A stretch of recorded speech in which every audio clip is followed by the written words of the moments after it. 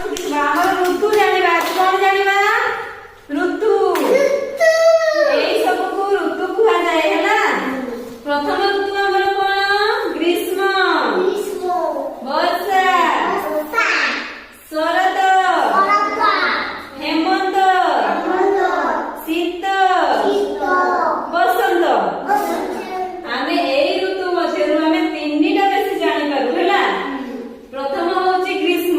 ଗ୍ରୀଷ୍ମ ଋତୁରେ ଆମକୁ କଣ ଲାଗେ ଗରମ ଲାଗେ କଣ ଲାଗେ ଗରମ ଲାଗେ। ଆଉ ଗ୍ରୀଷ୍ମ ଋତୁରେ ଗଛ ତଳେ ବସିକି ଆମ୍ବ ଖାଇଥାଉ ନା ଖାଅ କି ନାଇଁ? ଆଉ ବର୍ଷା ଋତୁ ଆଉ ଗୋଟେ ସେ ଋତୁ ହେଲା। ଏଇ ବର୍ଷା ଋତୁରେ କଣ ହୁଏ ବର୍ଷା ଦିଏ।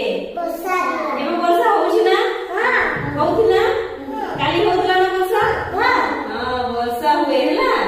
ତାପରେ ଆଉ ଗୋଟେ ଋତୁ ହଉଛି ଶୀତ। ଶୀତ